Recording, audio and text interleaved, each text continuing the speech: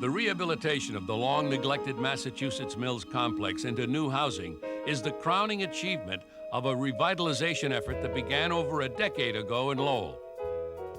Lowell was at a very low point. All of the upper floors of virtually all of the buildings were vacant. It really was a community that no one was really proud to be from. You know, I was born here, I grew up here, and I guess no one likes the idea that his hometown is a dump. We wanted Lowell to become a good address. We wanted it a place where people could come to, rather than flee from. Decayed buildings and unused canals left behind by the progress of technology were the legacy of this once great industrial mill town where I grew up. But in the 1970s, a vision emerged that would inspire Lowell's comeback. When I first came back and ran for the city council, I thought the idea of filling in the canals for roadways and tearing down the mills was a good idea. So I may be giving credit for some things, but being the conceiver of the vision, that was not my doing, that was Pat Mogan's doing. When we got together to find out how are we going to make Lowell a good place to live, a good place to learn, and a good place to earn, and a place with a positive image, we looked at what we were. We looked at the remnants of the once great industrial empire. The dawn of the 19th century. The British led the way in the Industrial Revolution until America's first industrial spy, Francis Cabot Lowell, went to England and secretly memorized the intricate workings of their textile machines. Back home in Boston, Lowell and his successors dreamed of building a city of mills, but to do so they would need a strong source of water power. 30 miles north of Boston, they found that power at the Pawtucket Falls. They saw the river with its 30-foot drop, and standing, say, here, close to the canal, and looking over towards the river, they visualized mill buildings all along that river. So what they did is they secretly went around and bought up all the land. They built a mile of mills stretching along the Merrimack River and ending at the confluence of the Merrimack and Concord rivers with Massachusetts Mills, one of the largest of the great mills. Powered by the water from the river, carding machines converted millions of pounds of raw cotton to yarn. Spinning machines spun the yarn onto spindles, and looms wove hundreds of bolts of fabric each day.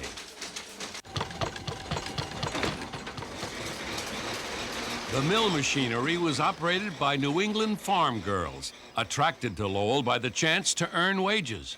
In a letter home, one mill girl wrote, "Dear Mary, these mills are not such dreadful places as you imagine them to be.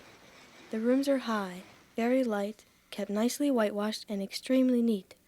I've sometimes stood at one end of a row of green looms and seen the lathes moving back and forth, the harnesses up and down, the cloth winding over the rollers, and I have thought it beautiful." By 1835, Lowell was the textile center of the world.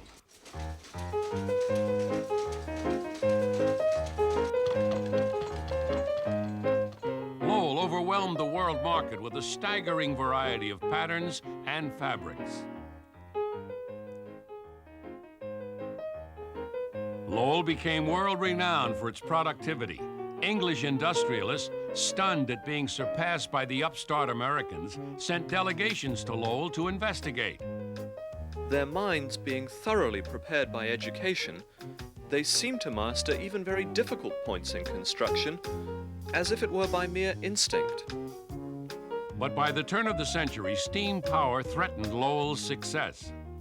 So it was possible now for factories to be far away from the water supply. So many of the mill owners started to take advantage of getting closer to the raw supply market, which was in the South. To keep up with southern mills, northern mill owners tried to push its workers to produce more, but Lowell could not compete. One by one, the giant mills went silent. In 1927, the Massachusetts mills closed. One of the last great mills to stop turning. So from 1925 until 1965 to 70, we knew nothing but the most severe economic depression in the city. Lowell continued on a steady decline. Building after building in the downtown became vacant, boarded up, bankrupt. The once great mills, standing deserted and unused, were all Lowell had to show for a century of world prominence. A generation grew up knowing only economic depression and unemployment. In the mid-1970s, the public and private sectors came together to form a coalition. Their agenda? To change Lowell's destiny. Well, some people say you have to hit bottom before you can really have the inspiration to move up again. And I don't know if that was the dynamic, but I think this city was in a lot of trouble. It was so depressed when I graduated from Lowell High School in 1962. Half the downtown was boarded up. The unemployment rate was the highest of any mid-sized city in the country. In the 1960s, some of the mills were being torn down under urban renewal programs. But Pat Mogan realized the importance of preserving the remnants of the past as stepping stones for renewing Lowell. When we found out that we were a living exhibit of the process and the consequences of the American Industrial Revolution, we say, now how are we going to share that? How are we going to highlight that in Lowell? And that's how we conceived the Lowell State Heritage Park as a means of carrying it out, and the Lowell National Historical Park as a means of carrying it out. Not only was the historic theme used for creating the first urban national park, but it also served as a catalyst for an economic turnaround. The city politicians latched on to Pat Mogan's idea of historic preservation as a means of revitalizing the city. But to do so, they would have to enlist the business community. Freshman Senator Paul Tsongas and newly appointed city manager Joe Tully got together to devise a strategy. In 1979, there was a function at the Spear House, a restaurant in Lowell. And I was there, and I went up and sat down with Joe, and literally on the back of a placemat at the restaurant, we put it in place, the principles of what the Lowell plan would be, what the rationale for it would be. And he signed on to it, and that's how it began. They mapped out a 10-year plan for raising private money to support economic development in Lowell. If anybody had a self-interest in the preservation and the revitalization of the downtown, it would be the business community and the bankers. But the business community was at first reluctant. I remember hearing a story about having the city manager be in a meeting with all of the banks in the community, and the president of the largest commercial bank decided that that bank was not going to participate, and the city manager knew that he needed that bank in order to get the other smaller banks to participate. So he excused himself and left and came back in a few minutes, and a few minutes after that the phone rang looking for the president of the largest commercial bank, and he was told that all of the city's money was just removed from his bank. So he quickly reconsidered. I had the illusion in my mind that I could do things to people who disagreed with me, and so threats were made. It worked because I didn't know that I couldn't, and they didn't know that I couldn't. But it was hardball at the time. When he was a United States Senator, he used to call the office and say, I'm going to be in Lowell on Friday, and I want to meet with this person, this person, this person. He would say to them that the city is changing, and you own a piece of property that is in need of repair, and we have this federal grant, and the LDFC can provide this low-interest loan, and we want you to redo your building. And if you don't redo your building, we're going to get somebody to buy it from you. Their strategy paid off. $12 million worth of low-interest bank loans and $3.4 million of private money channeled into the city since 1975 have resulted in a complete economic turnaround for Lowell.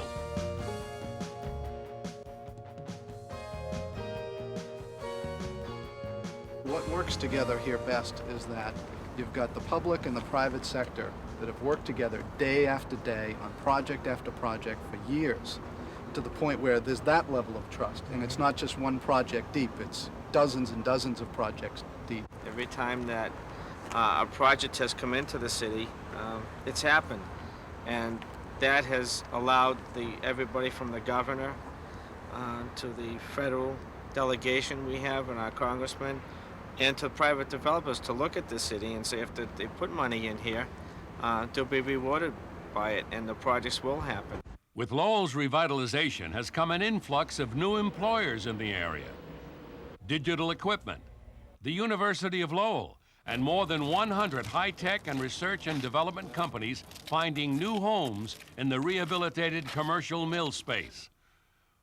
With an unemployment rate of under 5%, the challenge Lowell faces now is providing housing for its growing workforce.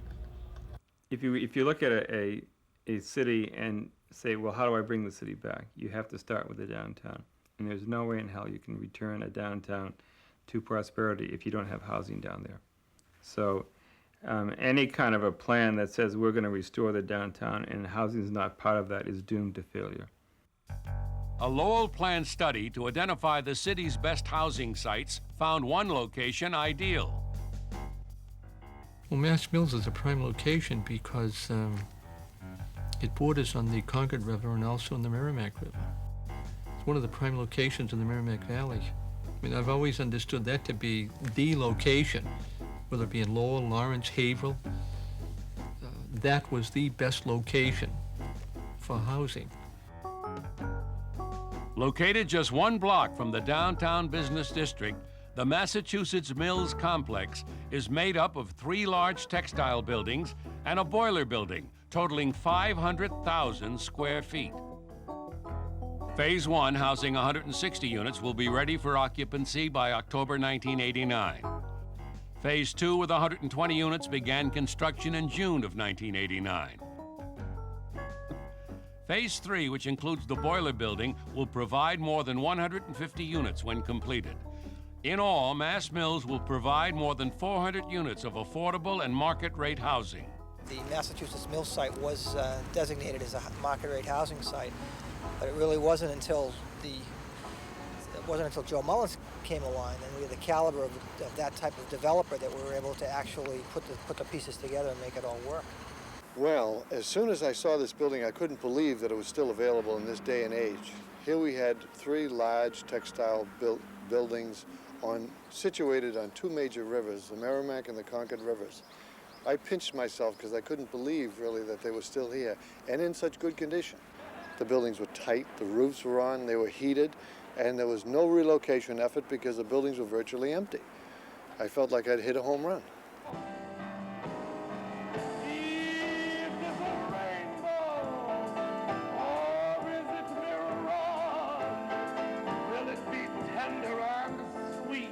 Joe Mullins celebrated by holding a ball to inaugurate the Mass Mills groundbreaking and the beginning of a long and successful relationship with the people of Lowell.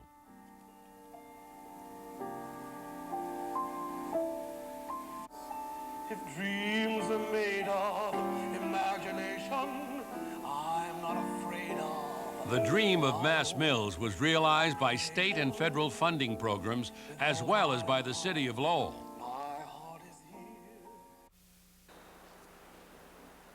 With construction well underway, Joe Mullins and architect Bruce Scott surveyed the progress of Phase 1. Yeah. Look at the job. They're just doing a great job on this canopy up here because you can see they saved everything but that last little finial right there. Yeah. They just kind of scraped it off, and that's the historic green that we had to agree to with the historic board. The windows, down to the wooden sills, must be preserved in their original condition.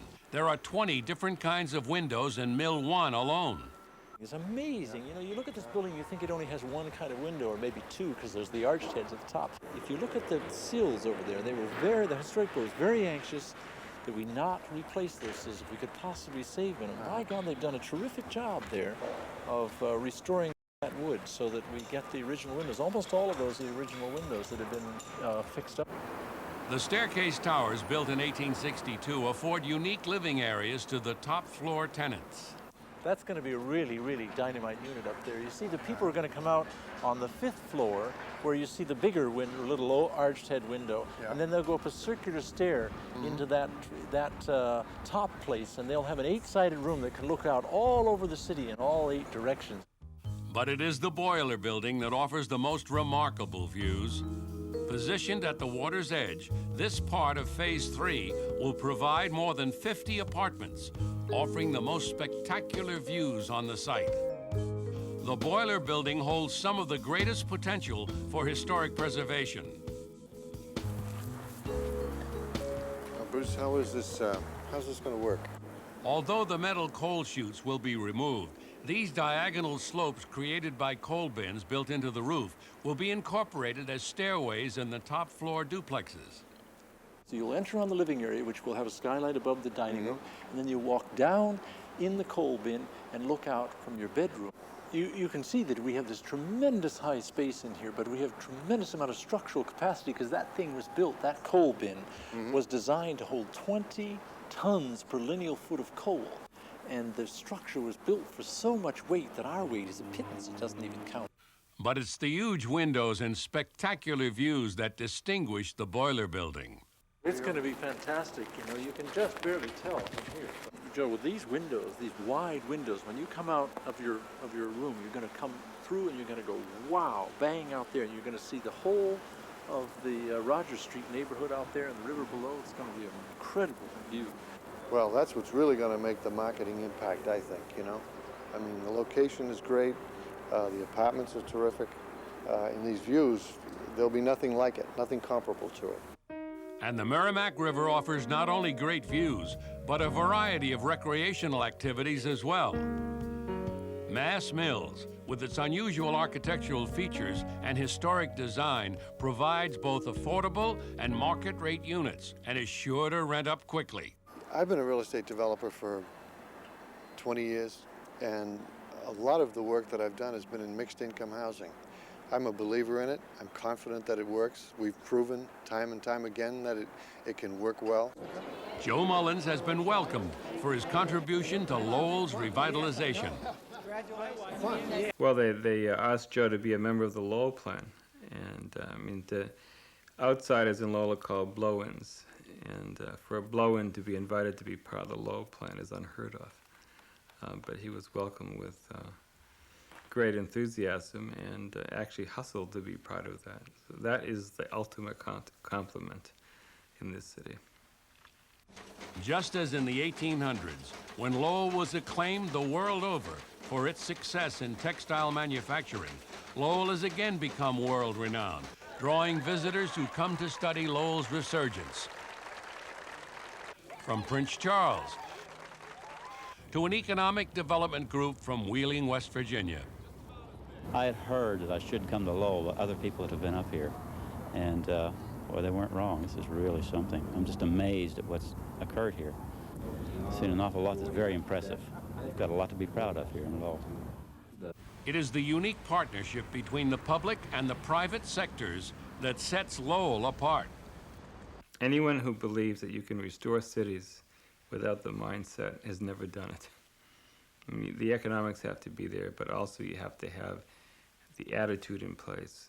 And there are a lot of cities like Lowell that have the same things going for them that have not moved because you have the business community and the city government at loggerheads. And it doesn't work. It just does not work. Lowell's success is reflected in the economic resurgence taking place in the downtown and in the emphasis on quality of life, utilizing the canals, parks, and housing to create a vibrant community with an appreciation of the past and an eye toward the future. I've seen the face of Lowell change in the past decade, and Massachusetts Mills, standing where the rivers meet, reflects Lowell's historic beauty and return to prosperity.